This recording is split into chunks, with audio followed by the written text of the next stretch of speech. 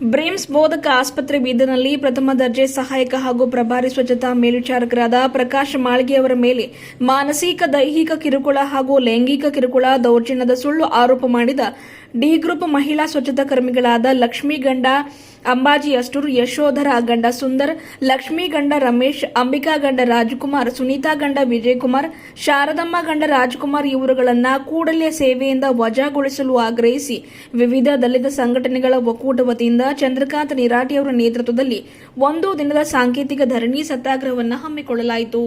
ಪ್ರಕಾಶ್ ಮಾಳ್ಗೆ ಒಬ್ಬ ನಿಷ್ಠಾವಂತ ಸರ್ಕಾರಿ ನೌಕರರಾಗಿದ್ದು, ಇವರ ಮೇಲೆ ಮಾನಸಿಕ ಮತ್ತು ದೈಹಿಕ ಕಿರುಕುಳ ಹಾಗೂ ದೌರ್ಜನ್ಯದ ಸುಳ್ಳು ಆರೋಪ ಮಾಡಿ ಅವರನ್ನ ತೇಜೋವಧೆ ಮಾಡಲು ಷಡ್ಯಂತ್ರ ರಚಿಸಿ ಬೀದರ್ ಜಿಲ್ಲಾ ಬ್ರಿಮ್ಸ್ ಆಸ್ಪತ್ರೆಗೆ ಹಾಗೂ ಜಿಲ್ಲೆಗೆ ಕಪ್ಪು ಚುಕ್ಕೆ ಹಚ್ಚಿ ಕೆಟ್ಟ ಹೆಸರು ತಂದಿರುವ ಶ್ರೀಮತಿ ಲಕ್ಷ್ಮೀ ಗಂಡ ಅಂಬಾಜಿ ಅಷ್ಟೂರು ಸೇರಿದಂತೆ 5 ಜನ ಮಹಿಳಾ ಸ್ವಚ್ಛತಾ ಕರ್ಮಿಗಳನ್ನು ಸೇವೆಯಿಂದ ವಜಾಗೊಳಿಸುವುದಾಗಿ, ಅವರ ಮೇಲೆ ಸೂಕ್ತ ಕಾನೂನು ಕಠಿಣ ಕ್ರಮ ಕೈಗೊಂಡು ಅವರನ್ನು ಶಿಕ್ಷೆಗೆ ಒಳಪಡಿಸಲು ಆಗ್ರಹಿಸಿ ವಿವಿಧ ದಲಿತ ಸಂಘಟನೆಗಳ ವತಿಯಿಂದ ಜಿಲ್ಲಾಧಿಕಾರಿಗಳ ಕಚೇರಿ ಎದುರುಗಡೆ ಒಂದು ದಿನದ ಸಾಂಕೇತಿಕ ಧರಣಿ ಸತ್ಯಾಗ್ರಹ ಮೂಲಕ ಜಿಲ್ಲಾಧಿಕಾರಿಗಳಿಗೆ ಬರೆದ ಮನವಿ ಪತ್ರವನ್ನು ಅಪರ ಜಿಲ್ಲಾಧಿಕಾರಿಗಳ ಮೂಲಕ ಸಲ್ಲಿಸಿದರು.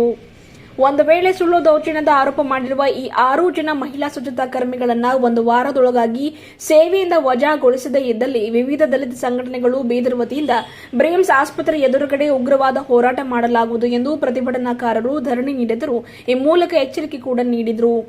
ಈ ಕುರಿತಾಗಿ ಚಂದ್ರಕಾಂತ್ ನಿರಾಟಿ ಅವರು ಮಾತನಾಡಿ, ಬ್ರಿಮ್ಸ್ ಬೋಧಕ ಆಸ್ಪತ್ರೆಯಲ್ಲಿ ಗ್ರೂಪ್ ಡಿ ಹೊರಗುತ್ತಿಗೆ ಆಧಾರದ ಮೇಲೆ ಕಾರ್ಯನಿರ್ವಹಿಸುತ್ತಿರುವ ಮಹಿಳಾ ಸ್ವಚ್ಛತಾ ಕರ್ಮಿಗಳಾದ ಶ್ರೀಮತಿ ಲಕ್ಷ್ಮೀ ಗಂಡ ಅಂಬಾಜಿ ಅಷ್ಟೂರ್, ಶ್ರೀಮತಿ ಯಶೋಧರ ಗಂಡ ಸುಂದರ್, ಲಕ್ಷ್ಮೀ ಗಂಡ ರಮೇಶ್, ಅಂಬಿಕಾ ಗಂಡ ರಾಜಕುಮಾರ್, ಸುನೀತಾ ಗಂಡ ವಿಜಯಕುಮಾರ್, ಶಾರದಮ್ಮ ಗಂಡ ರಾಜಕುಮಾರ್ ಇವರು ಸೇರಿಕೊಂಡು ಬ್ರಿಮ್ಸ್ ಬೋಧಕ ಆಸ್ಪತ್ರೆ ಬೀದರ್ನಲ್ಲಿ ಪ್ರಥಮ ದರ್ಜೆ ಸಹಾಯಕ ಹಾಗೂ ಪ್ರಭಾರಿ ಸ್ವಚ್ಛತಾ ಮೇಲ್ವಿಚಾರಕರಾಗಿ ಸೇವೆ ಸಲ್ಲಿಸುತ್ತಿರುವ ಸರ್ಕಾರಿ ನಿಷ್ಠಾವಂತ ನೌಕರ ಪ್ರಕಾಶ್ ಮಾಳ್ಗೆ ಅವರ ಮೇಲೆ ಮಾನಸಿಕ ಮತ್ತು ದೈಹಿಕ ಕಿರುಕುಳ ದೌರ್ಜನ್ಯದ ಸುಳ್ಳು ಆರೋಪ ಮಾಡಿ ಅವರನ್ನ ತೇಜೋವಧಿ ಮಾಡುವ ಷಡ್ಯಂತ್ರವನ್ನು ರಚಿಸಿದರು. ಈ ಮೂಲಕ ಬೀದರ್ ಜಿಲ್ಲಾ ಬ್ರಿಮ್ಸ್ ಆಸ್ಪತ್ರೆಗೆ ಮತ್ತು ಜಿಲ್ಲೆಗೆ ಕಪ್ಪು ಚುಕ್ಕೆ ಹಚ್ಚಿ ಇಡೀ ಜಿಲ್ಲೆಗೆ ಕೆಟ್ಟ ಹೆಸರು ತಂದಿದ್ದಾರೆ.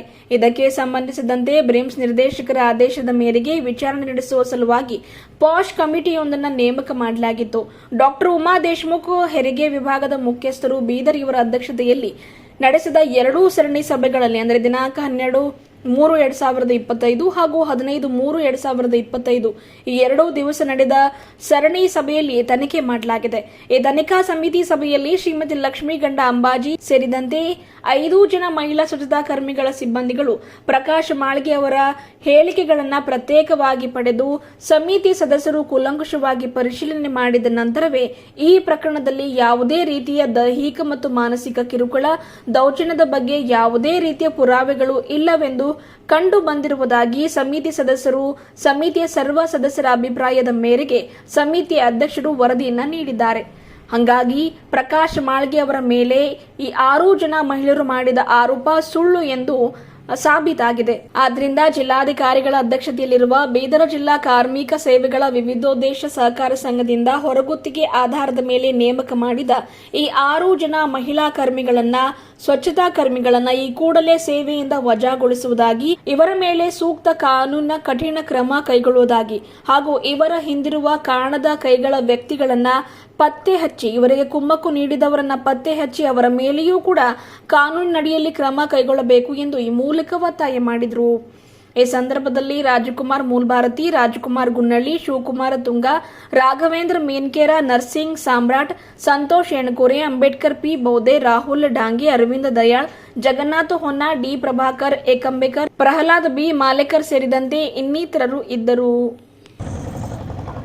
ಬೀದರ್ ಜಿಲ್ಲೆಯಲ್ಲಿ ಎಲ್ಲರಿಗೂ ಗೊತ್ತಿರುವ ಹಾಗೆ ಪ್ರಚಲಿತ ಸುದ್ದಿ, ಬ್ರಿಮ್ಸ್ ಆಸ್ಪತ್ರೆಯಲ್ಲಿ ನಡೀತಕ್ಕಂಥ ಅವ್ಯವಹಾರಗಳ ಮತ್ತು ಅಲ್ಲಿ ನಡೀತಕ್ಕಂಥ ಬೇರೆ ಬೇರೆ ಚಟುವಟಿಕೆಗಳ ಬಗ್ಗೆ ಎಲ್ಲರಿಗೂ ಗೊತ್ತೇ ಇದೆ. ಇವತ್ತು ನಾವು ಧರಣ ಕುಂತಿನ ಪ್ರಮುಖ ವಿಷಯ ಏನಪ್ಪ ಅಂತಂದರೆ, ಬ್ರಿಮ್ಸ್ ಆಸ್ಪತ್ರೆಯಲ್ಲಿ ಪ್ರಥಮ ದರ್ಜೆ ಸಹಾಯಕರಾಗಿ ಹಾಗೂ ಸ್ವಚ್ಛತಾ ಮೇಲ್ವಿಚಾರಕರಾಗಿ ಸೇವೆ ಸಲ್ಲಿಸಿರ್ತಕ್ಕಂಥ ಪ್ರಕಾಶ್ ಮಾಳ್ಗೆ ಅವರ ಮೇಲೆ ಈ 6 ಜನ ಹೊರಗುತ್ತಿಗೆ ಸ್ವಚ್ಛತಾ ಮಹಿಳಾ ಕರ್ಮಿಗಳು ಏನು ಲೈಂಗಿಕ ಕಿರುಕುಳ ಮಾಡಿದ್ದಾರೆ ಅಂಥೇಳಿ ಸುಳ್ಳು ಆರೋಪವನ್ನು ಹೊರಿಸಿದ್ದಾರೆ. ಇದ್ರ ಬಗ್ಗೆ ಮಹಿಳಾ ಆಯೋಗದ ಅಧ್ಯಕ್ಷರು ಬಂದಾಗ ಆ ಮಹಿಳಾ ಆಯೋಗದ ಅಧ್ಯಕ್ಷರಿಗೆ ದೂರು ಕೊಟ್ಟಿದ್ದಾರೆ ಈ ಮಹಿಳೆಯರು. ಆಮೇಲೆ ಪೊಲೀಸ್ ಸ್ಟೇಷನ್ನಲ್ಲಿ ಕೇಸ್ ಕೂಡ ಮಾಡಿ FIR ಅನ್ನು ಮಾಡಿ ಪ್ರಕಾಶ್ ಮಾಳ್ಗೆ ಅವರ ಮೇಲೆ ಸುಳ್ಳು ಆರೋಪವನ್ನು ಹೊರಿಸಿದ್ದಾರೆ. ಆದ್ದರಿಂದ ಬ್ರಿಮ್ಸ್ ನಿರ್ದೇಶಕರ ಒಂದು ಆದೇಶದ ಮೇರೆಗೆ ಈ ವಿಷಯವನ್ನು ತನಿಖೆಗೊಳಿಸಲು ಒಂದು ತನಿಖಾ ಸಮಿತಿಯನ್ನು ಅಂದರೆ ಪಾಶ್ ಕಮಿಟಿಯನ್ನು ನೇಮಕ ಮಾಡಲಾಗಿರುತ್ತದೆ.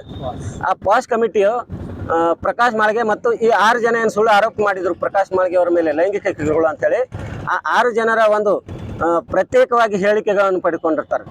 ಆ ಪ್ರತ್ಯೇಕವಾಗಿ ಹೇಳಿಕೆಯನ್ನು ಪಡೆದುಕೊಂಡ ನಂತರ ಏನು 10-11 ಜನ ಏನು ಪಾಶ್ ಕಮಿಟಿ ಏನು ಸದಸ್ಯರ ಮೆಂಬರ್ ಇದ್ದರು, ಆ ಮೆಂಬರ್ ಸರ್ವ ಸದಸ್ಯರ ಒಂದು ಒಮ್ಮತದ ಒಂದು ಅಭಿಪ್ರಾಯದ ಮೇರೆಗೆ ಪ್ರಕಾಶ್ ಮಾಳ್ಗೆ ಅವರ ಮೇಲೆ ಏನು ಲೈಂಗಿಕ ಕಿರುಕುಳದ 6 ಜನ ಏನು ಆರೋಪ ಹೊರಿಸಿದ್ದಾರೆ, ಈ ಆರೋಪದಲ್ಲಿ ಯಾವುದೇ ಪುರಾವೆಗಳು ಇಲ್ಲ, ಯಾವುದೇ ಸಾಕ್ಷ್ಯಾಧಾರಗಳು ಇಲ್ಲ ಅಂಥೇಳಿ ಆ ವರದಿ ಕೊಡ್ತಾರೆ.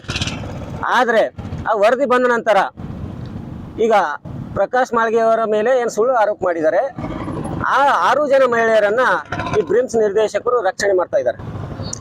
ನಾವು ಈಗಾಗಲೇ ಬ್ರಿಮ್ಸ್ ನಿರ್ದೇಶಕರಿಗೆ ಮತ್ತು ಮಾನ್ಯ ಜಿಲ್ಲಾಧಿಕಾರಿಗಳಿಗೂ ಕೂಡ ಕೊಟ್ಟಿದ್ದೀವಿ. ಒಂದು ವೇಳೆ ಪ್ರಕಾಶ್ ಮಾಳ್ಗೆ ಅವರೇ ಆರೋಪಿ ಆಗಿದ್ದರೆ ಅವ್ರಿಗೆ ಇಲ್ಲಿವರೆಗೆ ಡ್ಯೂಟಿಲಿಂದ ಸಸ್ಪೆಂಡ್ ಮಾಡ್ತಿದ್ರು, ಆಮೇಲೆ ಅವ್ರಿಗೆ ಜೈಲಿಗೆ ಕಳಿಸ್ತಕ್ಕಂಥ ಷಡ್ಯಂತ್ರ ಆಗ್ಬಿಡ್ತಿತ್ತು ಅದು. ಆದರೆ ಅವರು ಪ್ರಕಾಶ್ ಮಾಳ್ಗೆ ಅವರು ಆಗ ನಿರಪರಾಧಿ ಆಗಿದ್ದಾರೆ, ಈ ಸುಳ್ಳು ಆರೋಪವನ್ನು ಮಾಡಿದ್ದಾರೆ, ಈ ಆರೋಪಗಳಿಗೆ ಶಿಕ್ಷೆ ಆಗಲೇಬೇಕು ಅಂತಕ್ಕಂಥದ್ದು ಡಿಮಾಂಡು ನಮ್ದಿದೆ. ಯಾರು ತಪ್ಪು ಮಾಡಿದಾರೋ ಅವ್ರ ಶಿಕ್ಷೆ ಆಗಲೇಬೇಕಲ್ಲ. ಒಬ್ಬ ನಿರಪರಾಧಿಯನ್ನು, ಒಬ್ಬ ವ್ಯಕ್ತಿಯನ್ನ ಸುಮ್ಮನೆ ಅವನ ಮೇಲೆ ಲೈಂಗಿಕ ಆರೋಪ ಹೊರಿಸ್ತಾರೆ ಅಂದರೆ ಅವರ ಮನೆಯ ಮೇಲೆ, ಅವರಿಗೂ ಕೂಡ ಮಕ್ಕಳಿದ್ದಾರೆ, ಹೆಂಡತಿ ಇದ್ದಾರೆ, ಅವ್ರ ಮನಸ್ಸಿನ ಮೇಲೆ ಯಾವ ರೀತಿ ಅಗಾಧ ಉಂಟಾಗ್ತದೆ ಅಂತಕ್ಕಂಥ ಪರಿಕಲ್ಪನೆ ಈ ಮಾನ್ಯ ನಿರ್ದೇಶಕರಿಗೆ ಮತ್ತು ಅಲ್ಲಿ ಕೆಲಸ ಮಾಡ್ತಕ್ಕಂಥ ಎಂಪ್ಲಾಯೀಸ್ಗಳಿಗೆ ಇಲ್ಲ ಅನಿಸ್ತದೆ.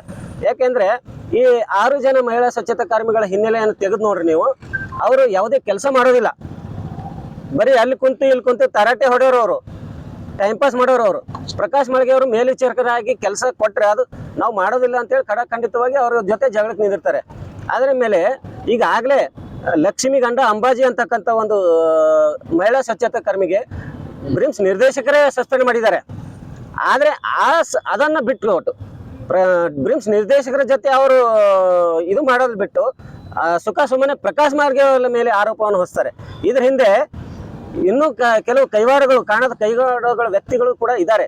ಯಾಕಂದ್ರೆ ಈ 5 ಜನ ಲಕ್ಷ್ಮಿ ಗಂಡ ಅಂಬಾಜಿ ಬಿಟ್ಟು ಇನ್ನೂ ಉಳಿದ 5 ಜನ ಏನಿದ್ದಾರೆ, ಆ 5 ಜನರಿಗೆ ಪ್ರಕಾಶ್ ಮಾಳ್ಗೆ ಅವರಿಗೆ ಏನು ಸಂಬಂಧ ಇಲ್ಲ. ಆದರೂ ಕೂಡ ಈ 5 ಜನ ಹೆಣ್ಣು ಮಕ್ಕಳು ಲಕ್ಷ್ಮಿ ಮತ್ತು ಅಂಬಾಜಿ ಅಂತಕ್ಕಂಥ ಒಂದು ಸ್ವಚ್ಛತಾ ಕರ್ಮಿಗಳ ಆ ಮೇಡಮ್ ಜೊತೆ ಜಾಯಿನ್ ಆಗಿ ಪ್ರಕಾಶ್ ಮಾಳ್ಗೆ ಅವರ ಮೇಲೆ ಲೈಂಗಿಕ ಆರೋಪವನ್ನು ಹೊರಿಸ್ತಾರೆ.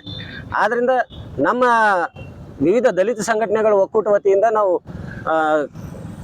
ಸ್ಪಷ್ಟವಾಗಿ ಹೇಳ್ತಾ ಇದ್ದೀವಿ, ಈ ಮೂಲಕ ಬ್ರಿಮ್ಸ್ ಆಸ್ಪತ್ರೆಯಲ್ಲಿ ನಡೆದಿದೆ ಸುಳ್ಳು ಆರೋಪ ಒಬ್ಬ ವ್ಯಕ್ತಿ ಮೇಲೆ ಮಾಡಿದ್ದಾರೆ ಅಂದಮೇಲೆ ಸುಳ್ಳು ಆರೋಪ ಮಾಡಿದ ಯಾರೇ ಇರಲಿ, ಅವರು ಮಹಿಳಾ ಕರ್ಮಿಗಳೇ ಇರಲಿ, ಯಾರೇ ಇರಲಿ, ಅವ್ರ ಹಿಂದೆ ಇನ್ನೂ ಯಾರು ಇದ್ದಾರೆ ಅವ್ರ ಮೇಲೆ ಎಲ್ಲರ ಮೇಲೆ FIR ಆಗಬೇಕು, ಅವರನ್ನು ಡ್ಯೂಟಿಯಿಂದ ವಜಾ ಮಾಡಬೇಕು ಅಂತಕ್ಕಂಥ ನಮ್ಮದು ಬೇಡಿಕೆ ಇದೆ. ಈ ಬಗ್ಗೆ ಜಿಲ್ಲಾಧಿಕಾರಿಗಳು ಕೂಡ ನಾವು ಮನವಿಯನ್ನು ಕೊಟ್ಟಿದ್ದೀವಿ. ಮನವಿ ಕೊಟ್ಟು ಅದರಲ್ಲಿ 8 ದಿನ ಗಡುವು ಕೊಟ್ಟಿದ್ದೀವಿ. ಮೇಡಮ್ ಅವರೇ, ಬ್ರಿಮ್ಸ್ ಆಸ್ಪತ್ರೆಯಲ್ಲಿ ಈ ಥರ ಆಗಿದೆ, ಪ್ರಕಾಶ್ ಮಾಳ್ಗೆ ಅಂತಕ್ಕಂಥ ಒಂದು FDA ಮೇಲೆ ಸುಳ್ಳು ಆರೋಪ ಲೈಂಗಿಕ ಕಿರುಕುಳ ಮಾಡಿದ್ದಾರೆ. ಆದರೆ ಪಾಶ್ ಕಮಿಟಿ ವರದಿ ಬಂದಿದೆ, ಆ ವರದಿಯಲ್ಲಿ ಪ್ರಕಾಶ್ ಮಾಳ್ಗೆ ಅವರು ನಿರಪರಾಧಿ ಅಂತೇಳಿ ಬಂದಿದ್ದಾರೆ, ಸಾಬೀತಾಗಿದೆ. ಮತ್ತೆ ತಪ್ಪು ಮಾಡಿದವರ ಮೇಲೆ ಇಲ್ಲಿವರೆಗೆ ಯಾವುದೇ ಶಿಕ್ಷೆ ಇಲ್ಲ, ಅವರಿಗೆ ಬ್ರಿಮ್ಸ್ ನಿರ್ದೇಶಕರು ರಕ್ಷಣೆಯನ್ನು ಕೊಡ್ತಾ ಇದ್ದಾರೆ. ಇದರಲ್ಲಿ ಇನ್ನೂ ಕೆಲವು ಅಧಿಕಾರಿಗಳು ಶಾಮೀಲಾಗಿದ್ದಾರೆ. ಇಲ್ಲಿ ಮತ್ತು ಇದರ ಹಿಂದೆ ಕೆಲವು ಸಂಘಟನೆಗಳ ವ್ಯಕ್ತಿಗಳು ಕೂಡ ಆ ಹೆಣ್ಣು ಮಕ್ಕಳಿಗೆ ಪ್ರಚೋದನೆಯನ್ನು ಕೊಡ್ತಕ್ಕಂಥ ಒಂದು ಕೆಲಸ ನಡೀತಾ ಇದೆ. ಇದ್ರ ಬಗ್ಗೆ ನೀವು ಸಮಗ್ರವಾಗಿ ವಿಚಾರಣೆ ಮಾಡಿ ಇಮಿಡಿಯೇಟ್ ಆಗಿ 8 ದಿನದಲ್ಲಿ ಅವ್ರ ಮೇಲೆ ಕಾನೂನು ಕ್ರಮ ಕೈಗೊಳ್ಳಬೇಕು ಮತ್ತು ಆ 6 ಜನ ಮಹಿಳಾ ಕರ್ಮಿಗಳನ್ನು ಸೇವೆಯಿಂದ ವಜಾಗೊಳಿಸಬೇಕು, ಅವರಿಗೆ ಶಿಕ್ಷೆ ಮಾಡಬೇಕು ಅಂತಕ್ಕಂಥ ಬೇಡಿಕೆಯನ್ನು ನಾವು ಇಟ್ಟು ಮನವಿಯನ್ನು ಸಲ್ಲಿಸಿದ್ದೀವಿ.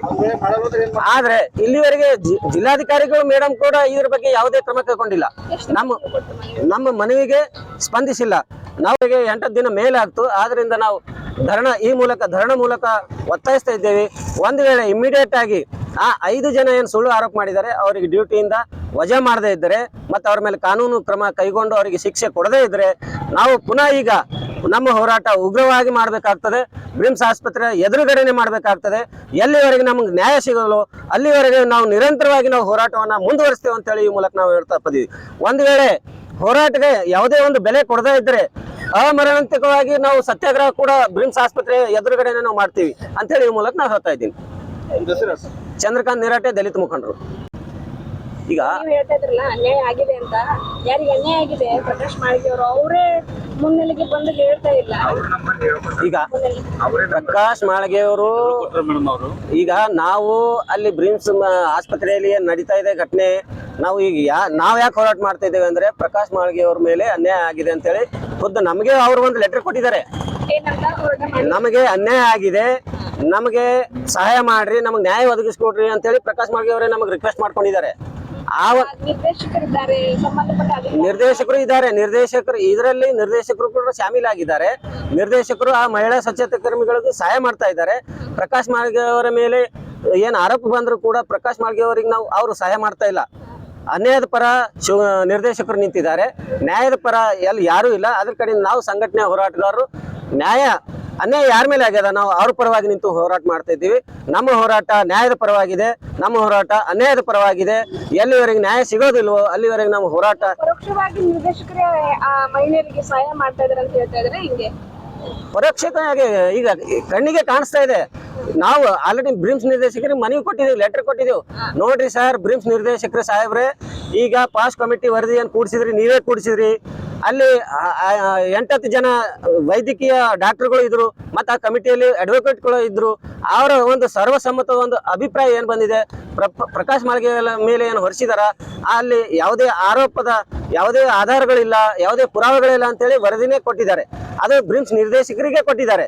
ನಾವು ಬ್ರಿಮ್ಸ್ ನಿರ್ದೇಶಕರಿಗೆ ಕೊಟ್ಟಾಗ ಶಿಕ್ಷೆ ಯಾರು ಕೊಡ್ಬೇಕು? ಈಗ ವರದಿ ಸುಳ್ಳಾಯ್ತು, ಸುಳ್ಳು ಆರೋಪ ಮಾಡಿದರ ಮೇಲೆ ಕ್ರಮ ಯಾರು ಕೈಗೊಳ್ಬೇಕು? ನಿರ್ದೇಶಕರ ಕೈಗೊಳ್ಬೇಕಲ್ಲ. ಆದ್ರೆ ನಾವು ನಿರ್ದೇಶಕರಿಗೆ ಕೇಳಕ್ ಹೋದಾಗ ಅವರೇ ನಮ್ಮ ಮೇಲೆ ಹರಿಹರ್ತಕ್ಕಂಥ ಒಂದು ಕೆಲಸ ಮಾಡ್ತಾರೆ. ಏನ್ ಮಾಡ್ಕೋತೀರಿ ಮಾಡ್ಕೋರಿ, ನೀವು ಮಾಳಿಗೆ ಏನ್ ಮಾಡ್ತೀರಿ ಮಾಡ್ಕೋರಿ, ಸಪೋರ್ಟ್ ಮಾಡ್ತೀರಿ ಮಾಡ್ರಿ, ನೀವೇನ್ ಸ್ಟ್ರೈಕ್ ಮಾಡ್ತೀರಿ ಮಾಡ್ರಿ, ನಾ ಎಲ್ಲದಕ್ಕೆ ಜಗಳಕ್ಕೆ ರೆಡಿ ಇದ್ದೀನಿ, ಹಂಗೆ ಸಂಘಟನೆ ಹೋರಾಟಗಾರರಿಗೆ ಒಂದು ಡ್ಯೂಟಿ ಮೇಲೆ ಕುಂತು ಬ್ರಿಮ್ಸ್ ಆಸ್ಪತ್ರೆ ನಿರ್ದೇಶಕರ ಒಂದು ಹುದ್ದೆ ಮೇಲೆ ಕುಂತು ನಾ ಜಗಳಕ್ಕೆ ರೆಡಿ ಇದ್ದೀನಿ, ಹಾಂಗೆ ರೆಡಿ ಇದ್ದೀನಿ ಅಂತೇಳಿ ನಮಗೆ ದಬಾಯಿಸ್ತಾ ಇದ್ದಾರೆ. ಒಂದು ವೇಳೆ ಇದು ಪ್ರಕಾಶ್ ಮಾಳ್ಗೆ ಅವರ ವಿಷಯ ಅಲ್ಲ, ಪ್ರಕಾಶ್ ಮಾಳ್ಗೆ ಅವರು ಮಾತ್ರ ಒಂದು ವಿಷಯ ಅಲ್ಲ, ಈ ವಿಷಯ ಸುಳ್ಳು ಆರೋಪ, ಲೈಂಗಿಕ ಕಿರುಕುಳ ಏನು ಕೊಟ್ಟಿದ್ದಾರೆ, ಇಡೀ ರಾಜ್ಯಕ್ಕೆ ಕಪ್ಪು ಚುಕ್ಕೆ, ನಮ್ಮ ಬೀದರ್ ಜಿಲ್ಲೆಗೆ, ಬೀದರ್ ಆಸ್ಪತ್ರೆಗೆ ಒಂದು ಕಪ್ಪು ಚುಕ್ಕೆ ತರ್ತಕ್ಕಂಥ ಒಂದು ಕೆಲಸ ಹುನ್ನಾರ ನಡೀತಾ ಇದೆ. ಈ ಬ್ರಿಮ್ಸ್ ಆಸ್ಪತ್ರೆಗೆ ಎಲ್ಲನೂ ಕೆಲಸಗಳು ನಡೀತಾ ಇದ್ದಾವೆ. ಆದರೆ ಯಾವುದೇ ಕಂಟ್ರೋಲಿಂಗ್ ಕೆಪಾಸಿಟಿ ಶೆಟ್ಕಾರ್ ಅವರು ಹತ್ರ ಇಲ್ಲ. ಏನೇ ಅನಾಹುತಗಳಾದರೂ ಕೂಡ ಬ್ರಿಮ್ಸ್ ಆಸ್ಪತ್ರೆಯಲ್ಲಿ ಶೆಟ್ಕಾರ್ ಅವರೇ ಮೂಲ ಕಾರಣರಾಗಿರ್ತಾರೆ. ಆದ್ರಿಂದ ಇಲ್ಲಿವರೆಗೆ ನಿಷ್ಕಾಳಜಿ ಏನು ಮಾಡ್ತಾ ಇದ್ದಾರೆ ಶೆಟ್ಕಾರ್ ಅವರು, ಈಗ ಇನ್ನು ಮುಂದೆ ನಾವು ಸಹಿಸೋದಿಲ್ಲ. ಎಲ್ಲಿವರೆಗೆ ಆ 6 ಜನರನ್ನ ಸಸ್ಪೆಂಡ್ ಮಾಡೋದಿಲ್ವೋ, 6 ಜನರನ್ನ ಮೇಲೆ FIR ಮಾಡಿ ಅವರಿಗೆ ಜೈಲಿಗೆ ಕಳಿಸೋದಿಲ್ವೋ ಅಲ್ಲಿವರೆಗೆ ನಮ್ಮ ಹೋರಾಟ ನಿಂದಿರೋದಿಲ್ಲ. ಇನ್ನು ಮುಂದೆ ಬರ್ತಕ್ಕಂಥ ದಿನದಲ್ಲಿ ನಮ್ಮ ಹೋರಾಟ ಶೆಟ್ಕಾರ್ ಅವರ ಮೇಲೆ ಮತ್ತು ಅಲ್ಲಿ ಇರ್ತಕ್ಕಂಥ ಕೆಲವು ಡಾಕ್ಟರ್ಗಳು ಅವ್ರಿಗೆ ಏನು ಸಪೋರ್ಟ್ ಮಾಡ್ತಾ ಇದ್ದಾರೆ ಇಂಡೈರೆಕ್ಟ್ ಆಗಿ ಅವರ ಮೇಲೇನೆ ಇರ್ತದೆ ಅಂತ ಹೇಳಿ ನಾವು ಈ ಮೂಲಕ ಹೇಳ್ತಾ ಇದ್ದೀನಿ. ವಿವಿಧ ದಲಿತ ಸಂಘಟನೆಗಳ ಒಂದು ವತಿಯಿಂದ ನಮ್ಮ ಏನು ಹೋರಾಟ ಇದೆ, ಈ ಹೋರಾಟದ ಮುಖಾಂತರ ನಾವು ತಿಳಿಯಪಡಿಸ್ತಾ ಇದ್ದೇವೆ. ಧನ್ಯವಾದಗಳು. ರಾಜ್ಕುಮಾರ್ ಗುನ್ನಳ್ಳಿ, ವಿವಿಧ ದಲಿತ ಸಂಘಟನೆಗಳ ಒಕ್ಕೂಟದ ಅಧ್ಯಕ್ಷ ಹಾಗೂ ಅಂಬೇಡ್ಕರ್ ಯುವ ಸೇನೆ ಅಧ್ಯಕ್ಷ. ವಿವಿಧ ದಲಿತ ಸಂಘಟನೆಗಳ ಒಕ್ಕೂಟದಿಂದ ಇವತ್ತು ಬೀದರ್ ಜಿಲ್ಲೆಯಲ್ಲಿ ಜಿಲ್ಲಾಧಿಕಾರಿಗಳ ಕಚೇರಿ ಎದುರುಗಡೆ ಧರಣಿ ಸತ್ಯಾಗ್ರಹ ಮಾಡುವ ಮುಖಾಂತರ ಜಿಲ್ಲಾಡಳಿತಕ್ಕೆ ಎಚ್ಚರಿಕೆ ನೀಡುವುದೇನೆಂದರೆ, ಬ್ರಿಮ್ಸ್ ಆಸ್ಪತ್ರೆಯಲ್ಲಿ ಪ್ರಕಾಶ್ ಮಾಳ್ಗೆ ಅವರ ವಿರುದ್ಧ ಏನು ಸುಳ್ಳು ಆರೋಪ ಮಾಡಿದ್ದಾರೆ, 6 ಜನ ಸ್ವಚ್ಛತಾ ಕರ್ಮಿಗಳು, ಲಕ್ಷ್ಮಿ ಗಂಡ ಅಂಬಾಜಿ ಅಷ್ಟೂರ್ ಹಾಗೂ ಇನ್ನು 5 ಜನರೇನು ಸುಳ್ಳು ಆರೋಪ ಮಾಡಿದ್ದಾರೆ, ಅವರಿಗೇನದ ವಜಾಗೊಳಿಸಲು ಏನದ ವಿಳಂಬ ನೀತಿ ಅನುಸರಿಸ್ತಿದ್ದಾರ ಬೀದರ್ ಬ್ರಿಮ್ಸ್ ನಿರ್ದೇಶಕರು. ಅವ್ರದ್ದೇನದ ಧೋರಣೆ ಏನದ ನಾವು ಖಂಡಿತವಾಗಿ ಈ ಧರಣಿ ಮುಖಾಂತರ ಖಂಡಿಸ್ತೇವೆ. ಹಾಗೂ ಇವರನ್ನು ಏನು ರಕ್ಷಣೆ ಮಾಡ್ತಾ ಇದ್ದಾರ, ಈ ನಮ್ಮ ಬೀದರ್ ಜಿಲ್ಲೆಯಲ್ಲಿ ಆಸ್ಪತ್ರೆಗೆ ಏನದ ಒಂದು ಕೆಟ್ಟ ಹೆಸರು ಬರುವಂಥ ಕೆಲಸ ಮಾಡಿದ್ದಾರೆ. ಹಾಗೂ ಇವರನ್ನು ಕೂಡಲೇ ಏನದ ಅಮಾನತು ಮಾಡಲು ವಿಳಂಬ ಮಾಡಿದ್ರ ನಾವು ಹಂತವಾಗಿ ಏನದ ಬ್ರಿಮ್ಸ್ ಎದುರುಗಡೆ ಹೋರಾಟ ಮಾಡಲಾಗುತ್ತದೆ ಅಂತ ಹೇಳಿ ಈ ಮೂಲಕ ಎಚ್ಚರಿಕೆ ನೀಡುತ್ತೇನೆ ಬಂಧುಗಳೇ. ಜೈ ಭೀಮ್, ನಮೋ ಬುದ್ಧಾಯ್.